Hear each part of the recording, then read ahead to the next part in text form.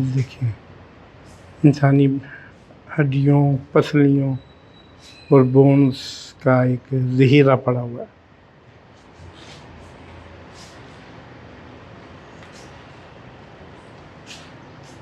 और ये वो इंसानी खोपड़ियाँ हैं जिन्हें बाद में बाजियाब किया गया, जो बरामद हुई।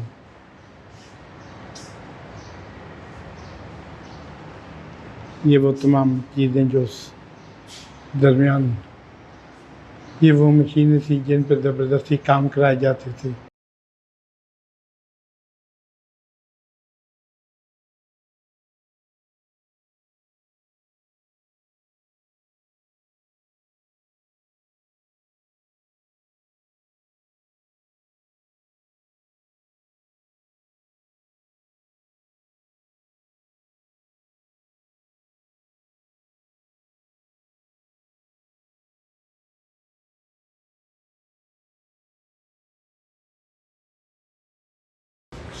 ये देखें, पानी के डब्बों में किस तरह कैदियों को रखा जाता था, किस तरह उन्हें डुबकी लगाई जाती थी। ये वो टब थे। ये आज भी पड़ा है अपनी ऐसी हालत में, अज़ियत देने के लिए और इन्वेस्टिगेशन करने के नाम पर। ये देखें कैसे औज़ारों से इंसान को तशद्दुद और अज़ियत देते थे कि वो कबूल करे अपने करदा और नकरदा गुनाहों को।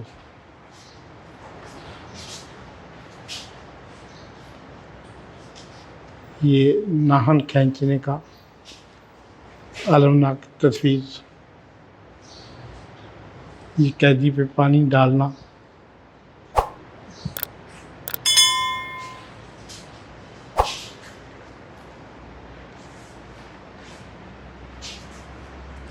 ये वो तमाम लोग जो बड़े बड़े उहदों पे छोटे चीज़ें अजीज़ों के लिए।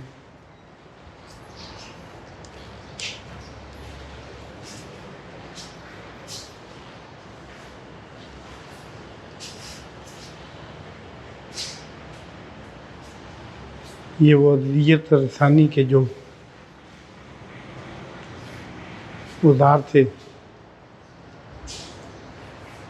वो यहाँ तक टंगे हुए हैं।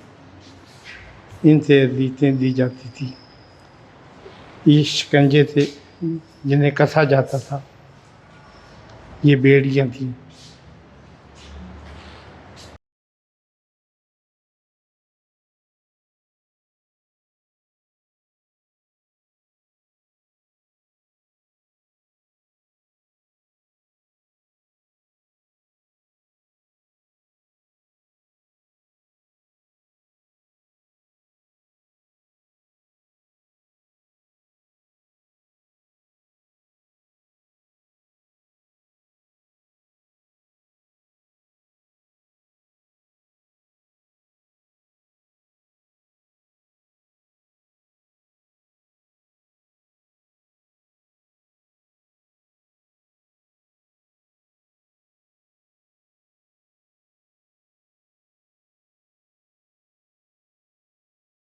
ये वो मशीन थी जिससे आप देखें सर पे सुराख किए जाते थे,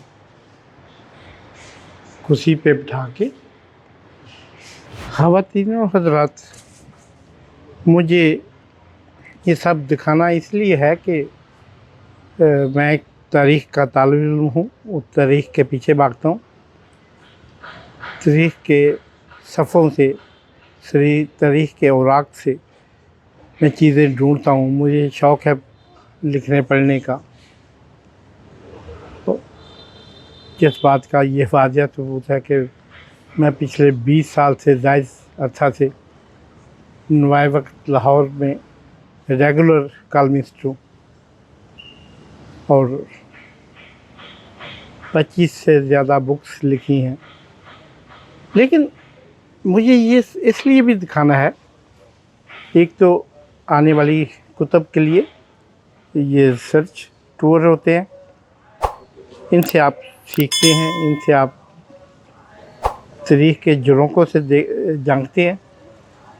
और दूसरा, मुझे कभी कभी ऐसी जगहों पे जाके जहाँ पे तारीख़ ने अपने गहरे नक़ूश छोड़े हैं तशद्दुद के, बर्बरियत के, अज़ियत के, तो मुझे ये भी पता करना होता है कि कहीं डर भी रहता है, मुझे खौफ भी कि कहीं कोई किसी ऐसी जगह पे, किसी ऐसी म्यूज़ियम में, किसी ऐसे मतलब तारीख़ी जगह पे मुझे कोई हमसाया कंट्री का या इलाके का, किसी दूसरे मुल्क का बंदा ये ना पूछ बैठे ये तुम्हें यहाँ आने की क्या ज़रूरत थी? क्या पाकिस्तान में कम अक़ूबत खाने हैं? क्या पाकिस्तान में कम ऐसी जेलें हैं, ऐसी नामालूम जेलें जिधर इंसान को अभी तक इंसानियत की तज़लील की जाती है, माँओं, बहनों, बेटियों को उठा के ले जाते हैं।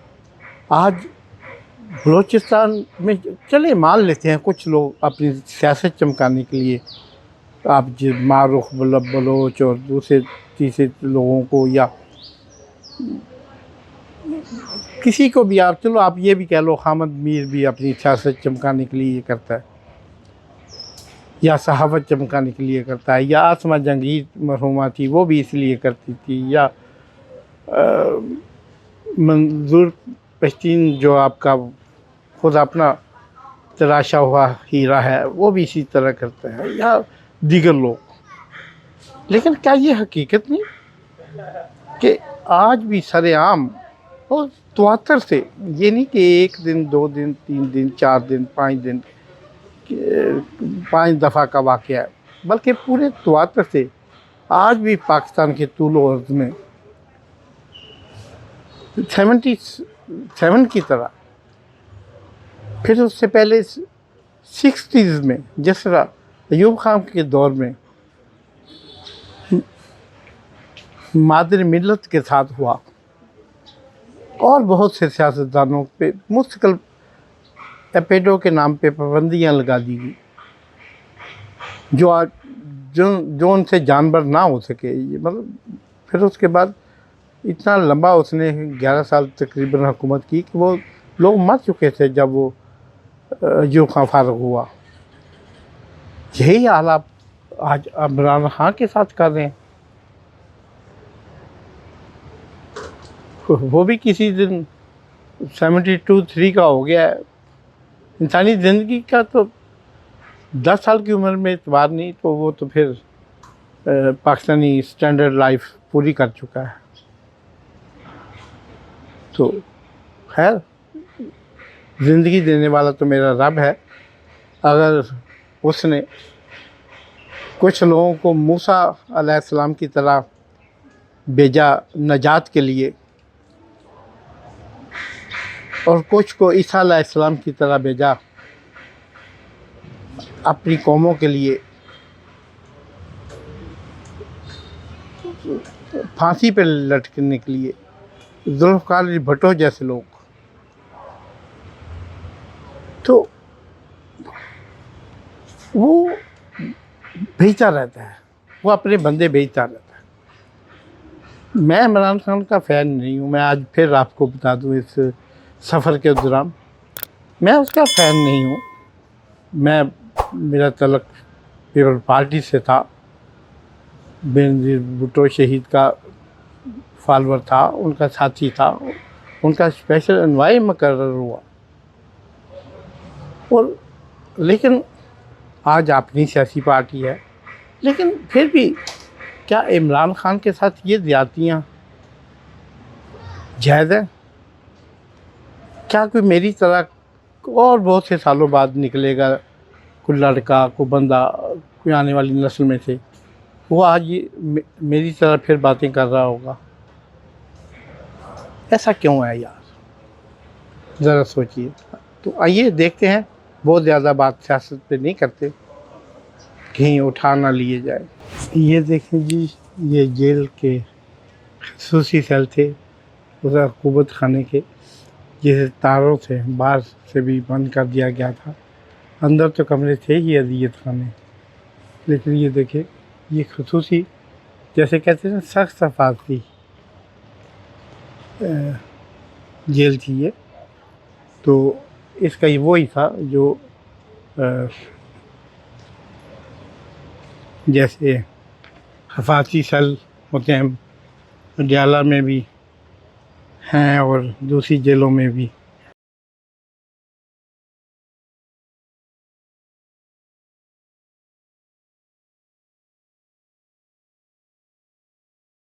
इसके अंदर ये उनके नाम हैं जिनको इस कमरे में रखा गया। 77-78 के दरमियान, और उम्रें इनकी 21 से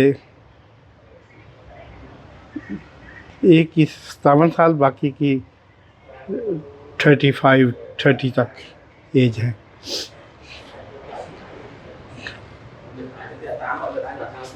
ये देखें कमरों की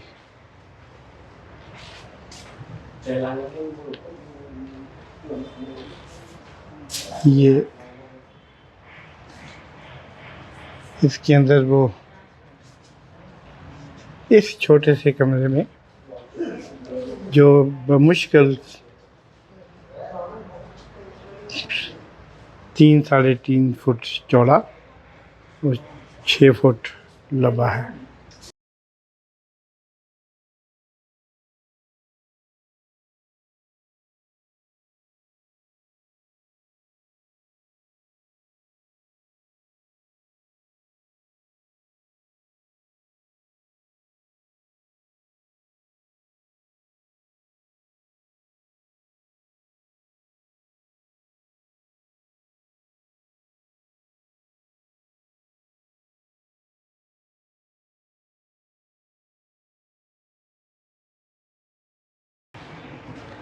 ये तमाम छोटे छोटे कमरे जी 3-3 फुट के, 3.5 फुट के और 6-6 फुट लंबे। तो ये थे जहाँ पे एक बंदे को इसमें रखा जाता था। नंबरिंग की हुई है ऊपर 3, 2, 1, 4 ऐसे। ये सेल नंबर और सख्त गर्मी में, या इधर वैसे ही एक ट्रॉपिकल मुल्क है तो गर्मी बहुत होती है, क्या हाल होता होगा। और ऊपर भी सभी ढके हुए होते थे ताकि एक दूसरे तक उनको बात करने की इजाज़त नहीं थी।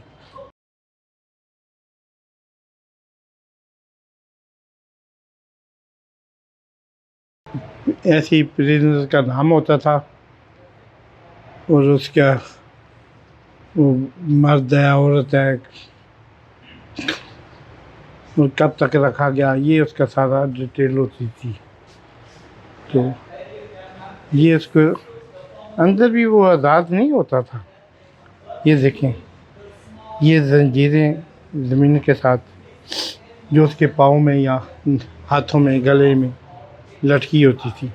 ये था जनाब इस खुसूसी फारसी सेल का दहशतनाक मनाज़िर। और लेकिन मैं समझता हूँ कि आज भी साउथ अफ्रीका में या साउथ अमेरिका में, Chile, Paraguay, Uruguay, Colombia, Peru, Argentine और उन इलाकों में आज भी जेलें, ब्राज़ील, मेक्सिको,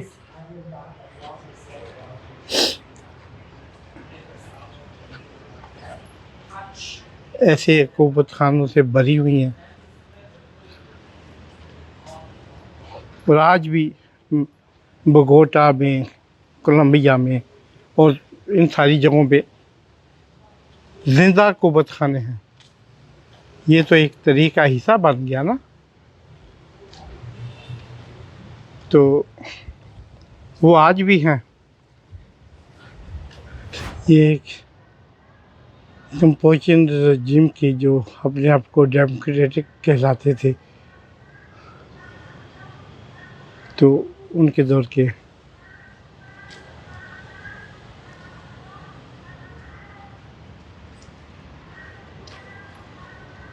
तो ये था जनाब टूर इस म्यूज़ियम का, इस अक़ूबत खाने का, जो दुनिया की तारीख़ में एक बड़ा नाम रखते हैं। जब भी कहीं पे इंसानी जेनोसाइड का और ह्यूमन जेनोसाइड का ज़िक्र आएगा, अक़ूबत खानों का ज़िक्र आएगा, तो कंबोडिया के लोगों ने इन चीज़ों को प्रिजर्व किया है, संभाल के रखा है, और वो इबरत के निशान के तौर पे याद रखे और पहचाने जाते रहेंगे। तो और यकीनन कल के डिक्टेटर जो पाकिस्तान में भी थे और आज जो डिक्टेटर हैं, उनकी आने वाली नस्लें भी जितना मर्ज़ी है तराशिद कर लें, यानी उसकी तलाफ़ी कर ले, वो नहीं कर सकेंगे, क्योंकि इंसान अपनी तलाफ़ी खुद करता है, अपनी दुआएं खुद मांगता है। कोई जुर्म करता है तो उसकी सज़ा भी खुद लेता है।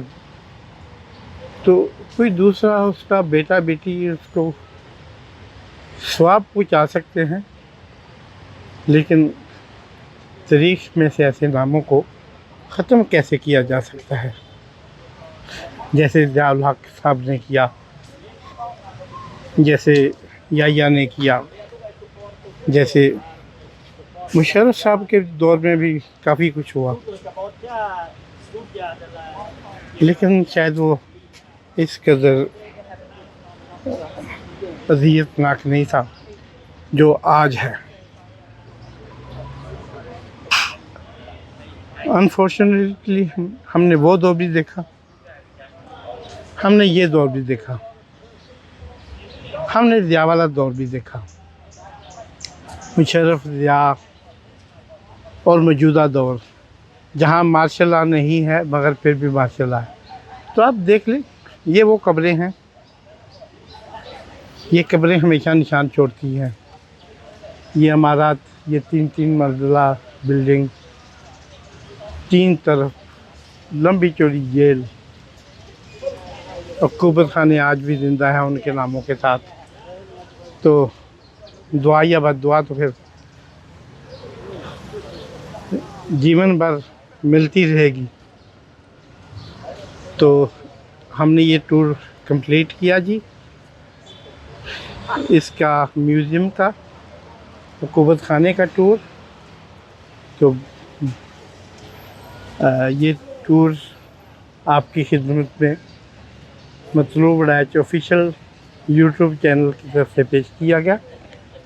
आप मतलूब रैच ऑफिशियल देखते रहिए, इसे लाइक करें, सब्सक्राइब करें, दोस्तों अहबाब के साथ शेयर करें। आपकी इस सपोर्ट की वजह से हम आपको तारीख़ी वाक़यात और तारीख़ का पीछा करते हुए पूरी दुनिया के झरोखों से ऐसी चीज़ें निकाल के इंशाल्लाह दिखाते रहेंगे।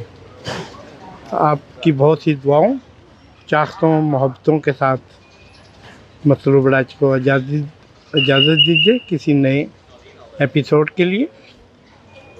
पाकिस्तान जिंदाबाद।